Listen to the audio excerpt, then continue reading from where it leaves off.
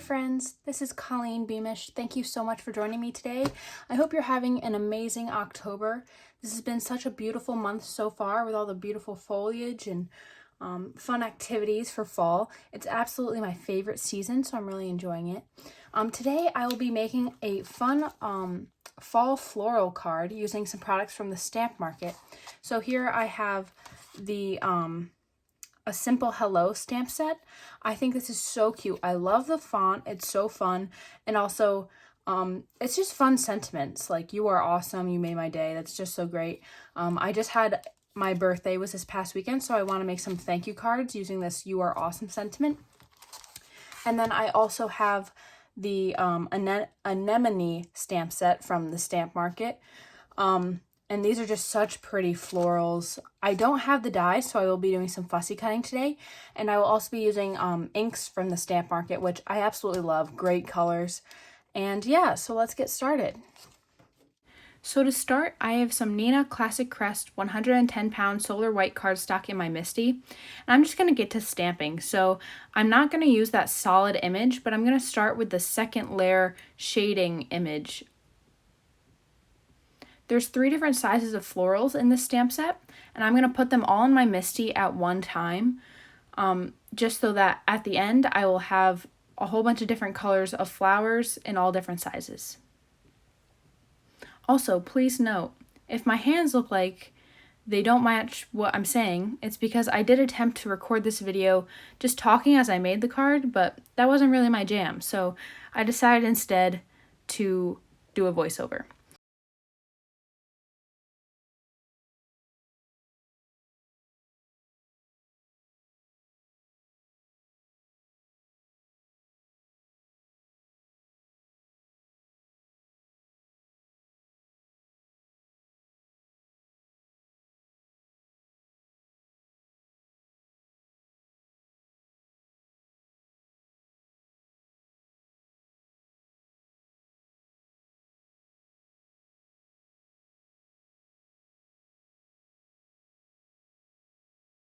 Like obviously, but this is not an ugly rust. This is a really pretty fall color.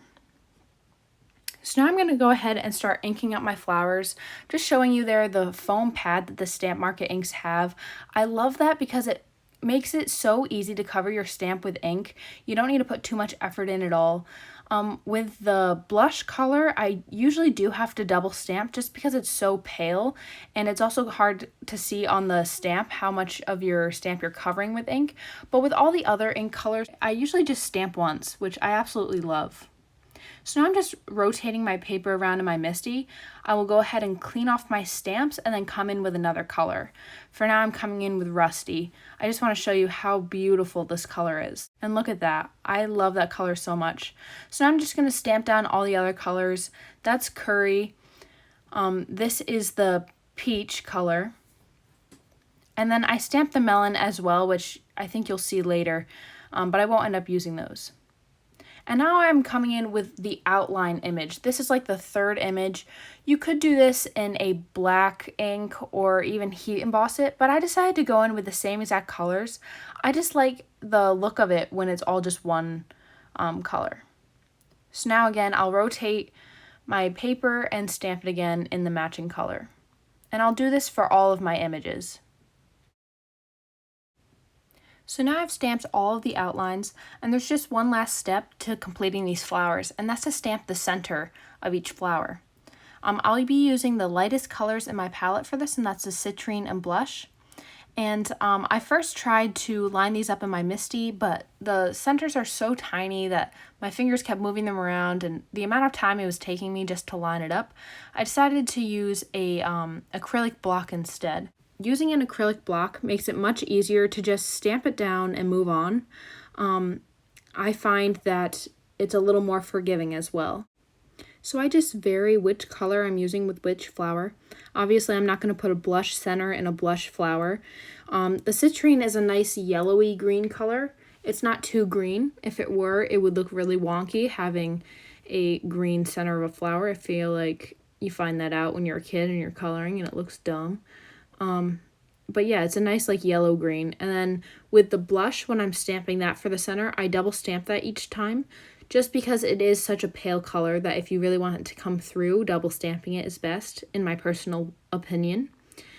So yeah, I go through and I stamp the centers to each flower. So now my flowers are all set, and I'll start stamping my leaves. There's 4 different sizes of leaves in this stamp set. So I will do the solid image followed by the outline. And I'll do both the solid image and the outline in the ink color Leafy. And I do find it very amusing that I'm using the color Leafy to stamp leaves. If you don't find it amusing, then I feel sad for you. I did double stamp the solid image just because it was looking a little bit splotchy. What I love about the Stamp Market inks, in addition to the things I've already mentioned, is that even when you double stamp them, they do look pretty dark at first, but then they do dry back to that original color that you really were envisioning when you first stamped it.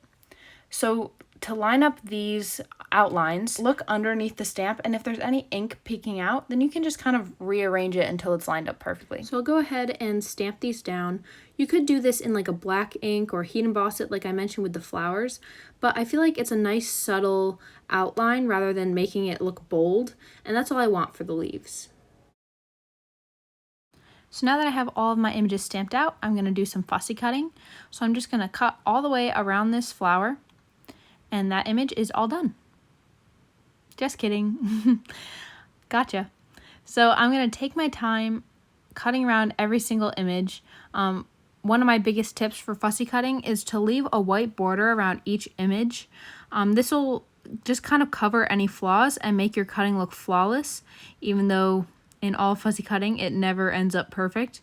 And take your time, enjoy the process and whatnot. Yeah, so I finished all my fussy cutting. I arranged them in this pretty wreath just to show off, and because I think this would be such a pretty like scrapbook layout, and now the wreath is gone. So I'm just going to move these over to the side. I'm going to start arranging these on my card base.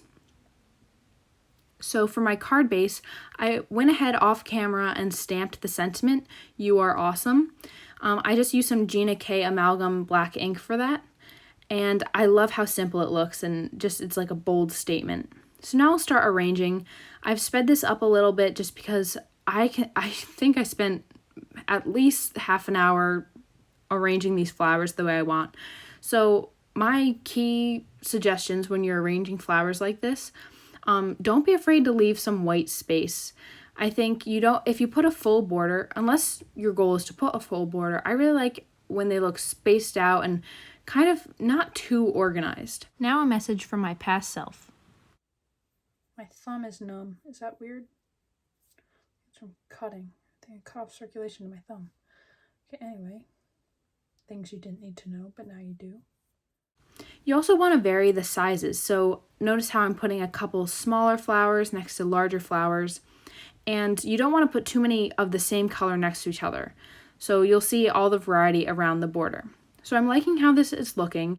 So now I'm going to start adhering the images down. Some I'm going to pop up and some I'm just going to adhere right to the card front. For this I'm using some Gina K Connect glue. In my past video, if you haven't watched that, go check it out. I raved about this glue and I still think the same opinion. So I'll just go ahead and stick these down.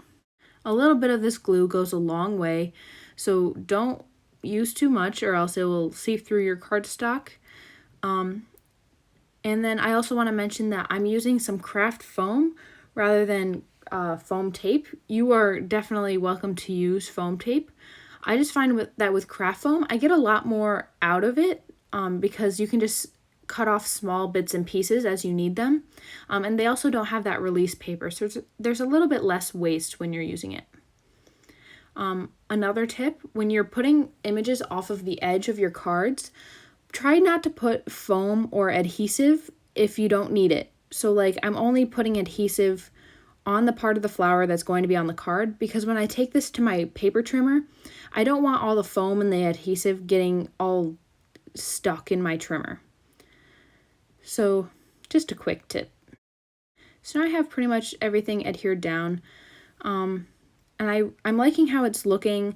I was kind of thinking maybe I want to add some more leaves, but I wasn't sure. So I went ahead and took this to my trimmer to cut off all the excess, and that will give me an idea of whether I should add more or what my next step will be. I love this result. I think it's so cute. Cutting off all the edges just makes such a difference. And so I don't end up adding anything else. And I just want to show you some other cards that I made using this technique. So that card at the top there is the first one I made. There's a little more white space on the sides. I popped up all different sizes. And I really like how that looks. And then the second card, this one includes that melon color flowers. I put a little bit of a thicker border. Since I made this one second, I used the cut off pieces from the first one and added those underneath at the bottom. And again, I popped up all different sizes on that one, which I think really makes a difference. You want variety in this method. And then the card I made today. So I'm really happy with that. This one has even more white space. I don't think there's anything wrong with that. And then I also want to show you one last card. This was made with my extras that I had left over. And I just arranged them in the center, and I use this thank you so much sentiment. This is from, I think it's called A Lot of Little Words stamp set from the Stamp Market. Oh, and all of the items I use in this video will be linked below in the description. So go ahead and check that out. And I will also link down there my Instagram and my Etsy shop, so be sure to check those out. And I just want to say thank you so much for watching today. I hope you enjoyed this process. I look forward to making some more crafty content. So if you like this video, go ahead and give it a thumbs up. If you want to see more cards and maybe some scrapbooking sometime soon, go ahead and subscribe. Thank you so much for watching. I hope to see you again soon. Bye.